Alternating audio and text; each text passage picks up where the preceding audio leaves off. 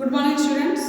BA second year की economics की class में मुद्रा का मूल्य व इसमें परिवर्तन के अंतर्गत मुद्रा का आधुनिक सिद्धांत की चर्चा पिछली क्लास में फिलिप्स वक्र के द्वारा की गई और इसमें आपको बताया गया है कि जब मुद्रास्फीति की दर को कम करना है तो बेरोजगारी की दर बढ़ेगी और जब बेरोजगारी की दर कम करनी है तो मुद्रास्फीति की दर को बढ़ाना होगा या बढ़ेगी। साथ में बेरोजगारी की दर और नगद मजदूरी की दर के में संबंध को चर्चा की और उसके बाद मुद्रास्फीति की दर और नगद मजदूरी के संबंध में फिलिप्स वक्र के द्वारा विस्तार से अल्पकाल में की गई। आज हम उसी को कंटिन्यू करते हुए दीर्घकालीन या दीर्घकाल में फिलिप्स वक्र की चर्चा करेंगे कि दीर्घकाल जो कि लंबा समय होता है, लंबी अवधि होती है, वो दीर्घकाल बोला जाता है। इसके बारे में हेडिंग डालिए, दीर्घकाल में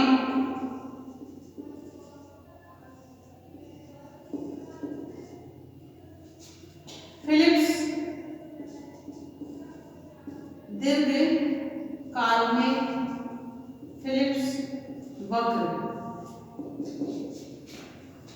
दीर्घकाल में फिलिप्स वक्र या दीर्घकाल की अगर अपन बात करते हैं तो आधुनिक अध्ययनों के अनुसार काफी लंबी अवधि में दीर्घकालीन जो फिलिप्स वक्र होता है वो एक घुंघराले किस्म का वक्र बनता है, जिसको अपन बनाएंगे तब आपको लगेगा जो घड़ी के क्रम जैसे घड़ी घूमती है उसी ढंग पर ये घूमता हुआ आगे बढ़ता है।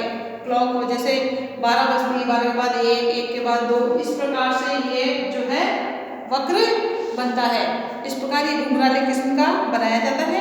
इसलिए फिलिप्स वक्र की दीर्घकालीन आकृति पर विचार करने के बाद ये निष्कर्ष निकाला गया है कि ये बेरोजगारी की स्वाभाविक दर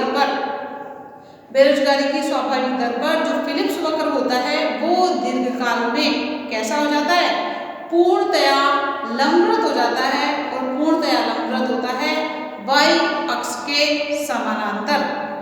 बेरोजगारी की स्वाभाविक दर क्या दर होती है उसके बारे में बताएंगे। सबसे पहले आप जो है इसका डायग्राम बनाइए। यहाँ पर जैसे जैसे अपन चित्र बनाते जाएंगे इसका वर्णन करते जाएंगे।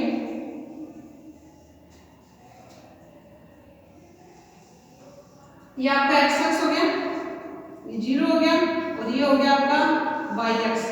यहाँ पर एक्स अक्ष पर क्या आएगा, बेरोजगारी की दर आएगी। क्या आएगी, बेरोजगारी की दर, और वो भी प्रतिशत में। ये तो आपको बता ही रखा है। इसके बाद स्वाभाविक दर करेंगे, बाद में बताऊंगी मैं आपको। यहाँ पर आ जाएगा आपका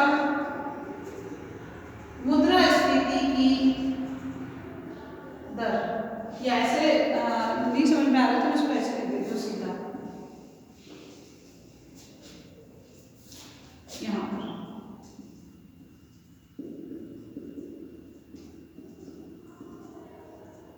मुद्रास्फीति की दर और वो होगी आपकी प्रतिशत में। ठीक है। अब यहाँ पर एक शब्द आया है बेरोजगारी की स्वाभाविक दर। कई बार छोटा क्वेश्चन आ जाता है बेरोजगारी की स्वाभाविक दर किसे कहते हैं, तो आपको इसके अंतर्गत यहाँ पर आपको बता देती हूँ।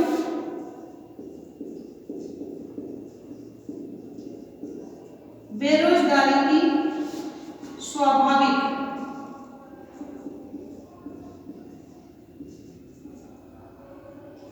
दर, जो 2 नंबर का क्वेश्चन भी कई बार पूछ लिया जाता है। बेरोजगारी की स्वाभाविक दर वह दर होती है जिस पर वह दर होती है जिस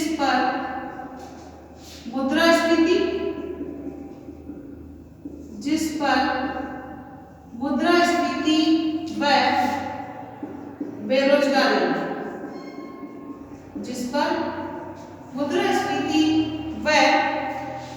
बेरोजगारी सॉरी मजदूरी आएगा, मुद्रास्फीति व मजदूरी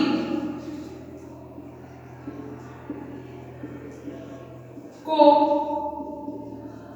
बढ़ाने, जिस पर मुद्रास्फीति व मजदूरी को बढ़ाने वाली व घटाने वाली शक्तियां संतुलन में होती है। बढ़ाने व घटाने वाली शक्तियां संतुलन में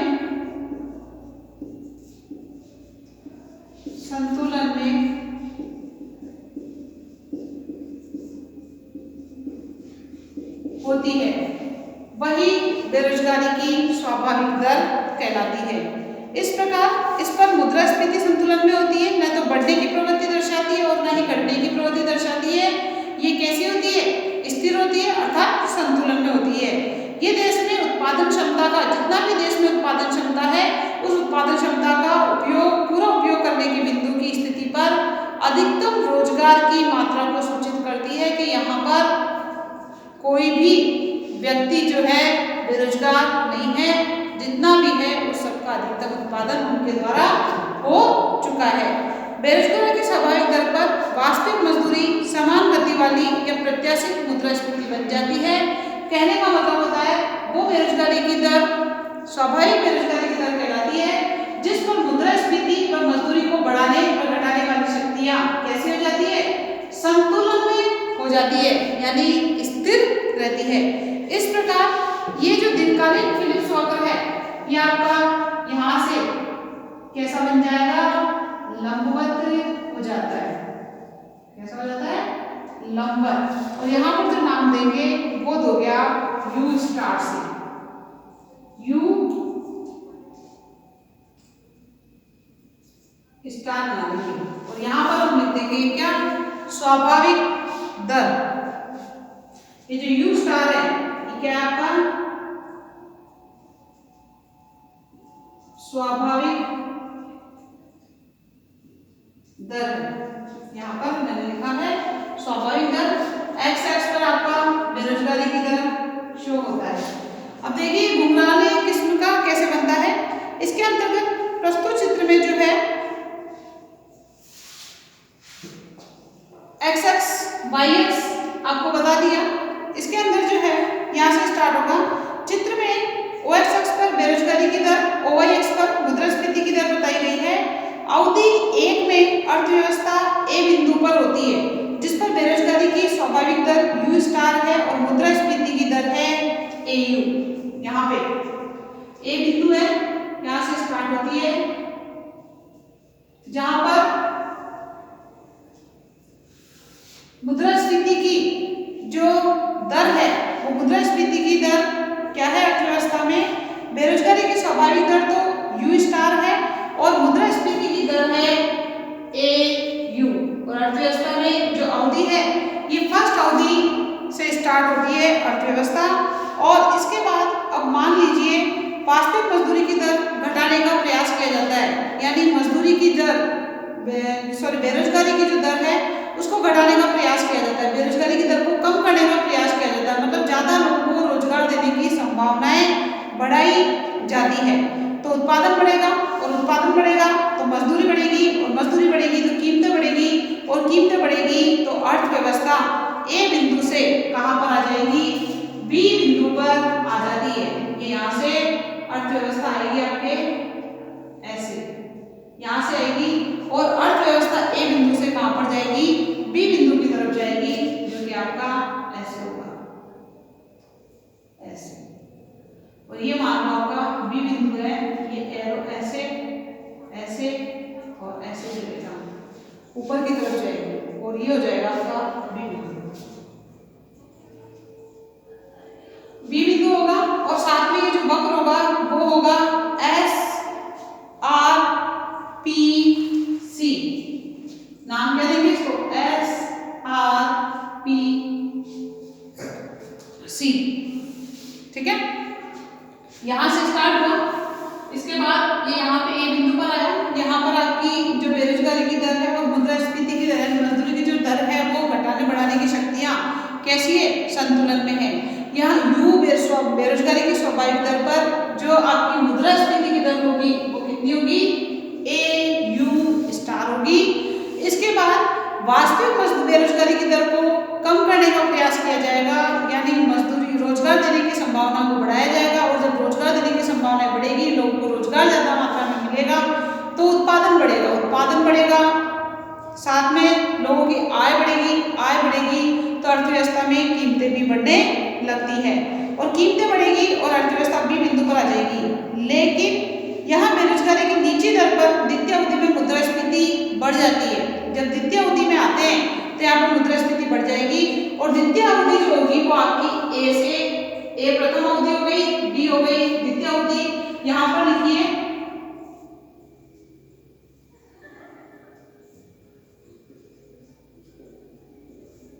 अल्पकालीन फिलिप्स वक्र अवधि 1 व 2। अल्पकालीन फिलिप्स वक्र और यहाँ कर देंगे हम अवधि 1 व 2। ये जो चित्र है ये अवधि 1 और 2, ए हो गया आपका एक अवधि से और 2 हो गया आपका बी अवधि से। इस प्रकार यहाँ बेरोजगारी की दर नीची दर में द्वितीय अवधि में मुद्रास्फीति बढ़ जाती है। बेरोजगारी की दर तो है नीची और अर्थव्यवस्था में मुद्रास्फीति हो जाएगी ऊपर, तो मुद्रास्फीति की तरफ बढ़ने की प्रवृत्ति आ जाएगी आपकी बी बिंदु की तरफ से। तृतीय अवधि में ऊंची मजदूरी में ऊंची कीमतों से श्रमिक ऊंची मुद्रास्फीति की प्रत्याशाएं लगाने लग जाते हैं। जब मजदूरी ज्यादा मिलने लग जाती है तो अर्थव्यवस्था में मुद्रास्फीति के बढ़ने के चांसेस बढ़ने लग जाते हैं और लोगों को ये लगता है कि अब अर्थव्यवस्था में कीमतें बढ़ने लगेगी, अर्थात मुद्रास्फीति बढ़ने लग जाती है, जिससे मुद्रास्फीति की प्रत्याशित दर ऊंची हो जाती है कीमतों के मजदूरी के बढ़ने के कारण और लोगों की बेरोजगारी की वास्तविक दर के कम होने के कारण, क्योंकि अर्थव्यवस्था में बेरोजगारी कम है। और ये मैंने आपको अल्पकालीन फिलिप्स वक्र में बताया था कि इन दोनों में विपरीत संबंध होता है। जब बेरोजगारी की दर कम होगी तो मुद्रास्फीति की दर ऊंची होती है। तो तृतीय अवधि में जो है आपके मुद्रास्फीति की दर ऊंची होने के कारण नया अल्पकालीन फिलिप्स वक्र जो है SRPC1 बन जाता है। SRPC1 जो कि ऐसे बनेगा, ऐसे, ठीक है। SRPC1 और ये हो जाएगी आपकी C और ये हो जाएगी आपकी D। ये एरो जो ऊपर की तरफ जा रहा है पहली अवधि से दूसरी अवधि में, ये आपका C से D की तरफ जो जाएगा वो कैसे जाएगा, नीचे की तरफ जाएगा। और यहाँ पर हम लिखेंगे वही अल्पकालीन फिलिप्स वक्र अवधि 3 व 4। अवधि 3 व 4, सी अवधि 3 है और डी अवधि जो होगी आपकी अवधि 4 होगी। अब यहाँ पर SRPC1 बन जाता है नया अल्पकालीन पूर्ति वक्र। ये SRPC का मतलब होता है अल्पकालीन पूर्ति वक्र, कर्व हो जाएगा आपका वक्र के अंतर्गत। चतुर्थ अवधि में अर्थव्यवस्था में संकुचन आता है। ये देखो यहाँ पर अर्थव्यवस्था में यहाँ पर तेजी की स्थिति थी, धीरे धीरे कीमतें नीचे की गिरेगी और अर्थव्यवस्था में डी बिंदु जो होगा वो आपका वापस संतुलन बिंदु आ जाएगा। जैसे AU था वैसे ही आपका DU हो जाता है, जिसे उत्पत्ति घटकर अपने पूर्व अधिकतम बिंदु पर वापस लौट आती है, जहां बेरोजगारी की वास्तविक दर पुनः स्थापित हो जाती है स्वाभाविक दर से। जैसे AU यहाँ से स्टार्ट होता है, वापस ये संकुचन आकर यानी कमी होकर जो है वापस ये DU पर आ जाता है, जो कि पहले वाले संतुलन बिंदु से ऊपर का संतुलन बिंदु होता है। AU से ऊंची दर होती है आपकी DU। इस प्रकार अर्थव्यवस्था में जो चतुर्थ अवधि है, चौथी अवधि जो है वो डी बिंदु पर आकर संतुलन में हो जाएगी और आपकी जो संतुलन की स्थिति प्राप्त हो जाएगी DU। जो प्रथम अवधि की मुद्रास्फीति की दर AU से क्या होती है, ऊंची होती है। क्यों? क्योंकि स्वाभाविक दर से बेरोजगारी की दर जो है वो कम जाती है, जितनी दर होनी चाहिए उससे कम हो जाएगी तो अर्थव्यवस्था में उन लोगों को रोजगार मिलने लग जाएगा, और जब अर्थव्यवस्था में लोगों को रोजगार मिलने लग जाएगा तो उनकी आय बढ़ेगी तो मांग बढ़ेगी, और मांग बढ़ेगी तो कीमतें बढ़ती है। इस प्रकार नया संतुलन बिंदु आपका AU स्टार से हो जाएगा DU स्टार। इस प्रकार दीर्घकाल में फिलिप्स वक्र बेरोजगारी की स्वाभाविक दर पर जो है कैसा हो जाता है, लंबवत हो जाता है। अब चतुर्थ अवधि, पंचम अवधि और भी अगर अपन बात करते हैं तो वापस यहाँ से स्टार्ट होगा, फिर वापस चलेगा। जब इन बिंदुओं को अपन मिलाएंगे तो ये बिंदुओं को जब मिलाने पर ये जो दीर्घकालीन फिलिप्स वक्र बनेगा वो दीर्घकालीन फिलिप्स वक्र कैसा बन जाएगा, लंबवत बन जाता है। आगे का यहाँ तक ये नहीं सिर्फ अपने दो बिंदुओं का निकाला है, आगे भी आप वापस संतुलन की स्थिति में आएंगे। फिर ये D से E पे जाएगा, फिर ये जो है वापस उधर घूम के आएगा, फिर नया बिंदु संतुलन बिंदु प्राप्त होगा, फिर नया संतुलन बिंदु प्राप्त होगा। उन सभी संतुलन बिंदुओं को जब अपन मिलाएंगे तो आपका दीर्घकालीन फिलिप्स वक्र बन के आ जाएगा। और वो दीर्घकालीन फिलिप्स वक्र जब आप विभिन्न बिंदुओं को मिलाओगे, विभिन्न बिंदुओं को मिलाने से ये कैसा रूप हो जाता है, ये लंबवत रूप हो जाता है। कई बार एग्जाम में क्वेश्चन पूछ लिया जाता है दीर्घकालीन फिलिप्स वक्र कैसा होता है, तो आपको बताना है दीर्घकालीन फिलिप्स वक्र जो है लंबवत होता है, लंबवत पाया जाता है या लंबवत होता है। अल्पकाल में एक के घटने से दूसरी बढ़ती है और एक के बढ़ने पर दूसरी घटती है। अल्पकाल में देखो आप, अगर बेरोजगारी की दर बढ़ रही है तो मुद्रास्फीति की दर घटेगी, और बेरोजगारी की दर घट रही है तो मुद्रास्फीति की दर बढ़ती है। लेकिन अगर दीर्घकाल की अगर अपन बात करते हैं, जो कि दीर्घकालीन फिलिप्स वक्र में बात की है, तो दीर्घकाल में बेरोजगारी की स्वाभाविक दर पर फिलिप्स वक्र कैसा हो जाता है, लंबवत हो जाता है। और बेरोजगारी की जो स्वाभाविक दर है वो ये इन बिंदुओं पर प्राप्त होगी, और इन बिंदुओं को जब मिलाएंगे तो वो आपका दीर्घकालीन फिलिप्स वक्र बनेगा, और वो बनेगा लंबवत y अक्ष के समानांतर। इस चित्र को आप बनाइए। और दीर्घकालीन फिलिप्स वक्र छोटे छोटे अल्पकालीन वक्रों को मिलाकर ही तो बनाया जाता है, इसलिए यहाँ पर अल्पकालीन फिलिप्स वक्र लिखा है, यहाँ कंफ्यूज मत होना। छोटी छोटी फर्में उन सबको मिलाकर ही तो उद्योग बनता है। बाजार की अगर अपन बात करते हैं तो बाजार में छोटे एक दुकानें होती है, छोटी दुकानों को शामिल किया जाता है तभी तो बाजार होता है। इसी प्रकार ये अल्पकालीन फिलिप्स वक्र अवधि 1, 2, अवधि 3, 4, फिर 5, 6 इन सबको मिलाएंगे तो वो दीर्घकालीन फिलिप्स वक्र में कन्वर्ट हो जाता है। आपने बाजार वाले चैप्टर पढ़े होंगे, उसमें दीर्घकालीन फर्में होती है, दीर्घकालीन छोटी फर्मों को जो मिलाकर ही तो दीर्घकालीन फर्में होती है, उद्योग होते हैं। उसी प्रकार यहाँ पर भी जो है अल्पकालीन फिलिप्स वक्रों के माध्यम से ही दीर्घकालीन फिलिप्स वक्र का निर्माण इसके अंतर्गत होता है। यह आपका दीर्घकालीन फिलिप्स वक्र हुआ। और बेरोजगारी की स्वाभाविक दर आपके पूछ लिया जाता है तो आप बता देना, बेरोजगारी की स्वाभाविक दर वह दर होती है जिस पर मुद्रास्फीति व मजदूरी को बढ़ाने व घटाने वाली शक्तियां कैसी रहती है, संतुलन में रहती है। इस प्रकार वो बेरोजगारी की स्वाभाविक दर कहलाती है। यहाँ पर जो मेन होगा ये बेरोजगारी की स्वाभाविक दर से होगा, जो कि दीर्घकालीन फिलिप्स वक्र के अंतर्गत आएगा। और अल्पकाल में मजदूरी और बेरोजगारी की दर को बढ़ाने और घटाने वाले तत्व होते हैं, और यहाँ पर संतुलन में होती है। अब इसके बाद मुद्रास्फीति के परिणामों या उसके आर्थिक प्रभाव के बारे में चर्चा करेंगे कि अर्थव्यवस्था में अगर मुद्रास्फीति की स्थिति उत्पन्न हो जाती है तो उसका अर्थव्यवस्था पर क्या प्रभाव पड़ता है या उसका परिणाम क्या होता है, इसका सारणी के द्वारा। इसको आप बना लीजिए, इसके बाद वो करते हैं।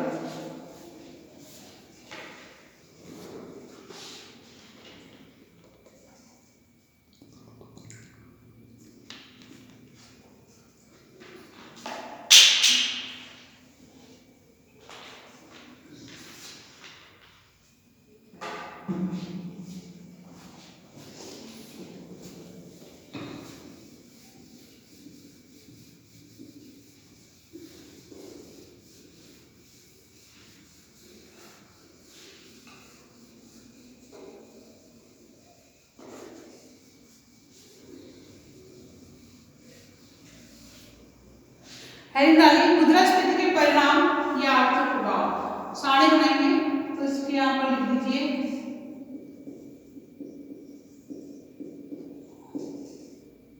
मुद्रास्फीति के परिणाम, ऑब्लिक करके कर दो,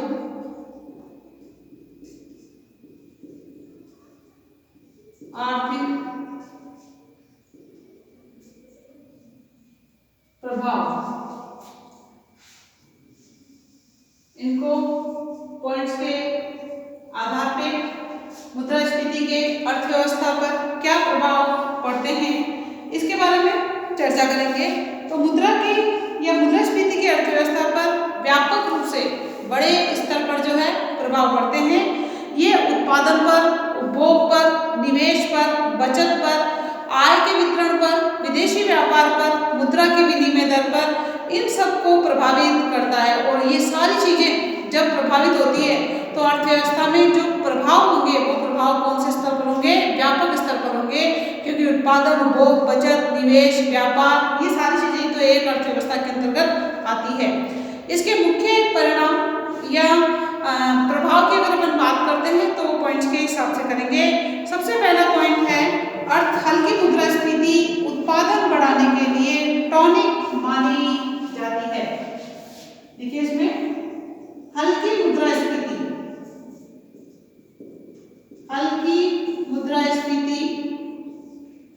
अर्थव्यवस्था में, हल्की मुद्रास्फीति अर्थव्यवस्था में क्या मानी गई है? टॉनिक का मतलब दवा।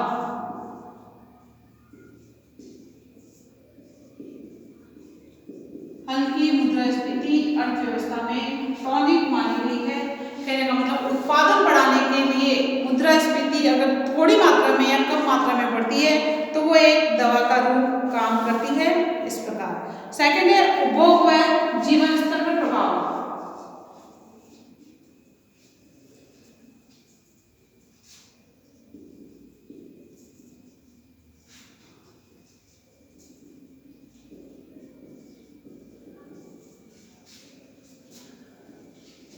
सेकंड है उपभोग व जीवन स्तर पर प्रभाव। जीवन स्तर पर प्रभाव कि मुद्रास्फीति अगर बढ़ती है तो उपभोग पर और जीवन स्तर पर क्या प्रभाव पड़ता है इसके बारे में भी चर्चा करेंगे। ऋणदाता और ऋणी पर प्रभाव। ऋणदाता ऋण देने वाला और ऋणी ऋण लेने वाला, उस पर क्या प्रभाव पड़ता है उसके बारे में भी चर्चा करेंगे। ऋणदाता और ऋणी पर प्रभाव, ऋण देने वाले और ऋण लेने वाले पर क्या प्रभाव पड़ता है जब अर्थव्यवस्था में मुद्रास्फीति बढ़ती है। तो नेक्स्ट है राष्ट्रीय आय व धन का वितरण।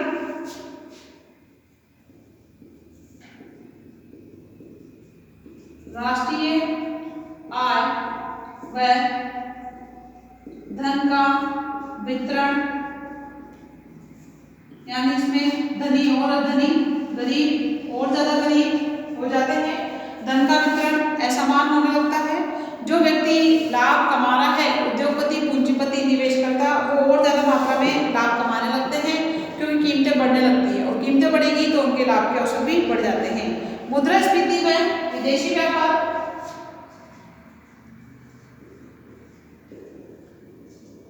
मुद्रास्फीति व विदेशी व्यापार, इस पर भी जो है व्यापार पर क्या प्रभाव पड़ता है। हमारे देश में वस्तुओं की कीमतें बढ़ रही है तो निश्चित तौर पर निर्यात कम होंगे। निर्यात कम होंगे तो हमारा व्यापार संतुलन जो है विपक्ष में होने लग जाएगा। मुद्रास्फीति व बजट घाटा। 6 पॉइंट है आपका मुद्रास्फीति व बजट घाटा, इस पर भी प्रभाव पड़ता है, इसके बारे में चर्चा की जाएगी। और लास्ट है मुद्रास्फीति अर्थव्यवस्था में अनेक प्रकार के असंतुलन उत्पन्न करती है। अर्थव्यवस्था में अनेक असंतुलन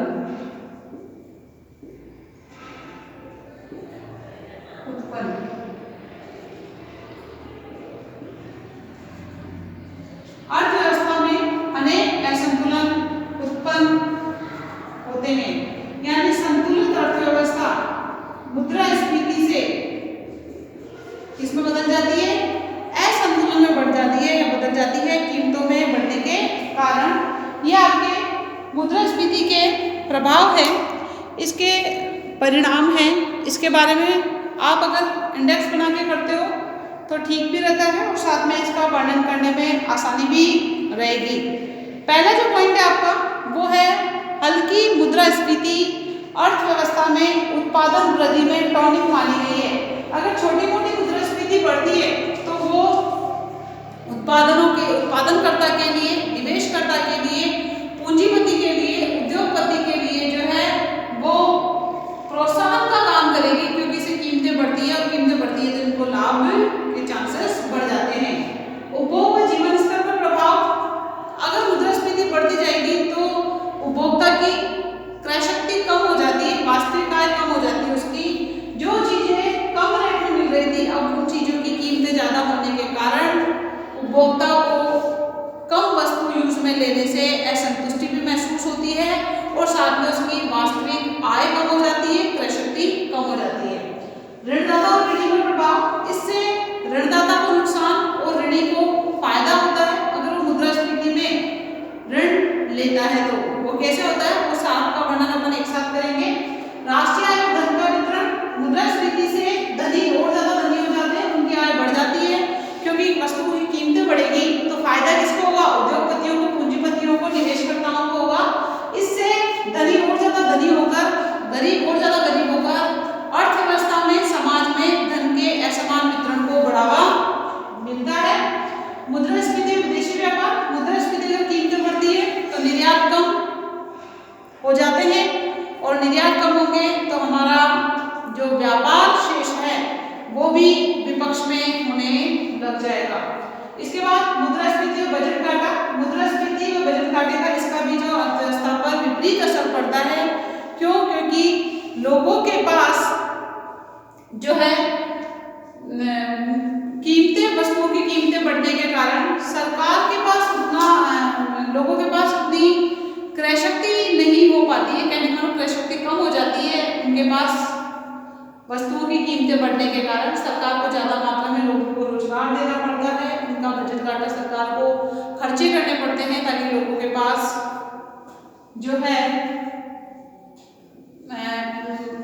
जीवन स्तर की वस्तुएं उपलब्ध हो सके। सरकार को काफी मात्रा में जो है वस्तुएं भी गरीब वर्गों को पहुंचाने के लिए बांटनी पड़ती है, तो बजट घाटे पर भी इफेक्ट पड़ता है। इसके बाद अर्थव्यवस्था में अनेक असंतुलन उत्पन्न हो जाते हैं। अर्थव्यवस्था संतुलित जो थी व्यापार में वस्तुओं की कीमतों के स्थिर रहने के कारण जब मुद्रास्फीति बढ़ती है तो अर्थव्यवस्था में उतार चढ़ाव उत्पन्न हो जाते हैं, असंतुलन उत्पन्न हो जाते हैं। कौन कौन से किस किस प्रकार के असंतुलन उत्पन्न होंगे उसके बारे में चर्चा करेंगे। आज सिर्फ इतना ही मुद्रास्फीति के परिणाम और आर्थिक प्रभावों की तालिका बनाई है। नेक्स्ट क्लास में जब अपन मिलेंगे तो इसके वर्णन के बारे में चर्चा की जाएगी। आज इतना ही, इसको जो है आप स्क्रीनशॉट ले लीजिए, परिणाम